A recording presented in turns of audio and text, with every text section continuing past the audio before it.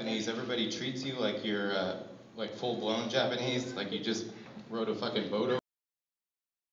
And it's weird because you get all the stereotypes. Like people are like, "Hey, are you good at math?" I'm like, "No, I'm not good at math." "Do you know karate?" "No, I don't know karate." "Do you have a really tiny penis?" "No comment." But the weird thing is like when I met my wife, like when we first started dating, like she assumed that I would have a tiny penis, and that was a weird setup. After we first started becoming intimate, she told me that she's like, "Hey, I went and told my friends that you're not as small as I thought you would be." It's like, okay. But then she just kept looking at me and she was like smiling. She's like, "Not as small, you know?" I was like, "Are you waiting for like a compliment or a thank you? Because that's not a fucking compliment. You know? Tell them that I'm gigantic." "Hey Ryan, thanks for showing up, buddy." How's it going? Thank you. Real good. Handsome. I work in the produce department of a grocery store and I fucking hate it. I hate it because you always have people complaining about stupid shit constantly. Like I had an older lady, she was probably 103. She said that she wasn't gonna buy grapes anymore because they taste old. I was like, taste old? Like, you're fucking old. So they taste like your mouth? It's like, it's probably just your tongue that you're tasting. It's probably not the grapes. Like, grapes aren't as old as your teeth. People complain about the price of bananas. Like, seriously, people complain about the price of bananas. Like, just fucking think about that for a second. Bananas are the only fruit in the world that are consistently under $1 a pound, and people complain about the price of bananas. They don't grow in Mexico or Southern California. They grow in fucking Ecuador, which is by the equator, and people complain about the price of bananas. Like, my couch can afford bananas. People get mad that they're 79 cents a pound. Sometimes they complain because they're still green. They say, "These bananas, they're not ripe enough. How am I supposed to eat these? They're still green." So it's like they're mad that the fruit got all the way from Ecuador too quickly. That just seems weird to me. Let's see. I recently found out that my wife is pregnant. Yeah. That was awesome that night too. But when I found out my wife is pregnant, my first thought was like, man, that sucks. And then, like, don't judge me. I don't mean that it sucks, like, I don't want to be a dad or I don't want to have a kid. I just mean that it sucks that her body will never look the same again. I love to tell that joke because it just gets groans every time. It's our first kid. We don't really know what to expect, so we've been reading a lot of baby books, and she told me that she can't scoop the cat litter box anymore because she could get toxoplasmosis, which is a parasitic disease that could harm the baby. And I was like, well, that's a fucking hassle for me. Like, I gotta bust my ass all day at work dealing with old bitches complaining about grapes. Now I got fucking chores waiting for me at home. It's pretty selfish of her, I think. One of the biggest pieces of advice in the baby book that I thought was funny was it says, let your wife initiate sex in the first trimester. Let it be up to her. And it's like, well, first of all, when is it not up to her?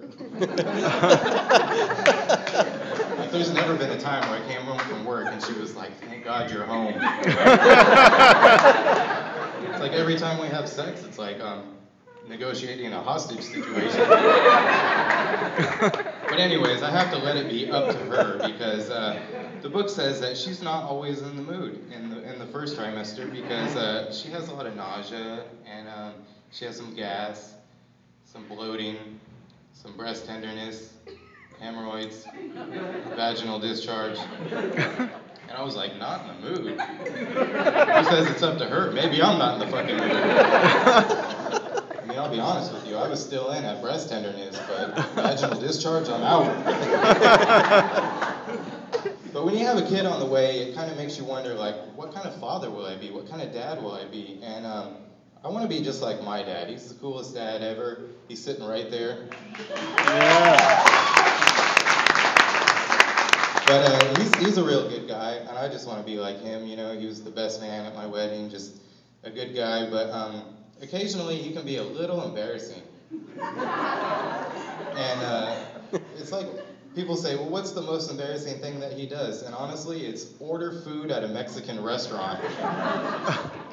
I swear to God, he'll go, I'll take a beef taco.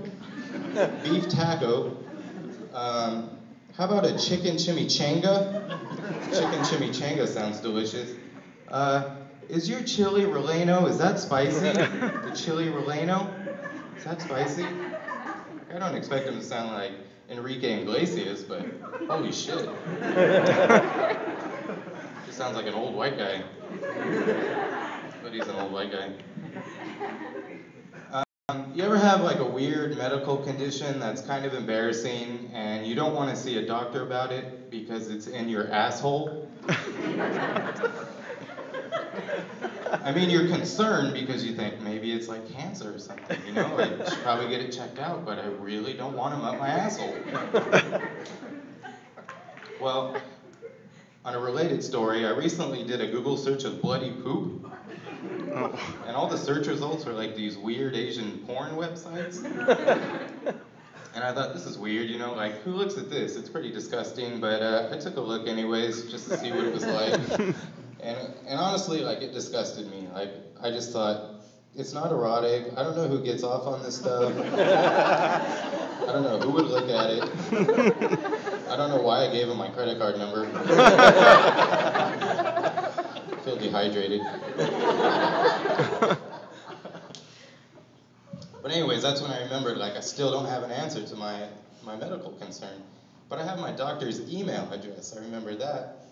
I'll just email my doctor. That's a cool feature. I can email my doctor. And so I write up an email, and I'm looking at it, and I'm thinking, you know, this is confusing. I don't sound very smart. I wish I knew more medical terms. I wish I knew another word for pus. So I sent it off anyway. You know, another word for pus, that's a weird word. So I sent it off anyways, and I was just thinking, like, it's confusing, but my only regret was I wish that I could have seen the look on my doctor's face when he opened up his inbox and he had a message from me that read, "Hey doc, need to make an appointment. I have a pussy butthole."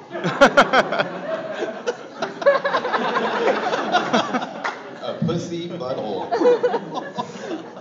And the doctor's like, a pussy butthole? What is that? Is that slang? Like, are the kids calling something a pussy butthole? Does he mean pussy butthole? How do you spell pussy? Is it the same as pussy?